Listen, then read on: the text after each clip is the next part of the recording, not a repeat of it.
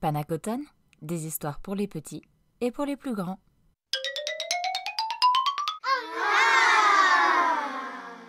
Les animaux malades de la peste. Auteur Jean de La Fontaine.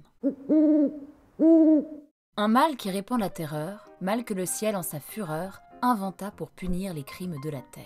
La peste, puisqu'il faut l'appeler par son nom, capable d'enrichir en un jour l'acquérant, faisant aux animaux la guerre. Ils ne mouraient pas tous, mais tous étaient frappés. On n'en voyait point d'occupés à chercher le soutien d'une mourante vie. Nul mais n'excitait leur envie. Ni loup ni renard n'épiaient la douce et l'innocente proie. Les tourterelles se fuyaient. Plus d'amour, partant plus de joie. Le lion tint conseil et dit « Mes chers amis, je crois que le ciel a permis pour nos péchés cette infortune. Que le plus coupable de nous se sacrifie au trait du céleste courroux. Peut-être il obtiendra la guérison commune. L'histoire nous apprend qu'en de tels accidents, on fait de pareils dévouements. Ne nous flattons donc point, voyons sans indulgence l'état de notre conscience. Pour moi, satisfaisant mes appétits gloutons, j'ai dévoré fort ce mouton. Que m'avait-il fait? Nulle offense. Même il m'est arrivé quelquefois de manger le berger. Je me dévouerai donc, s'il le faut, mais je pense qu'il est bon que chacun s'accuse ainsi que moi, car on doit souhaiter, selon toute justice, que le plus coupable périsse. « Sire, dit le renard, vous êtes trop bon roi.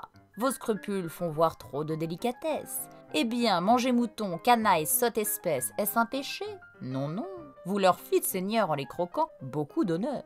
Et quant au berger, l'on peut dire qu'il était digne de tout mot, étant de ces gens-là qui, sur les animaux, se font un chimérique empire. » Ainsi dit le renard, et flatteur d'applaudir.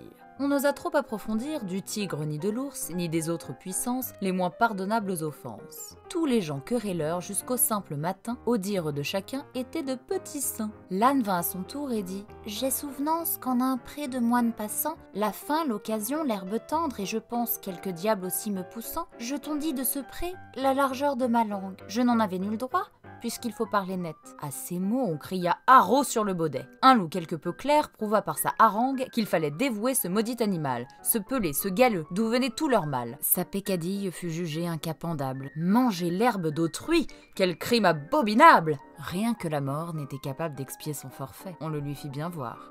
Selon que vous serez puissant ou misérable, les jugements de cour vous rendront blanc ou noir.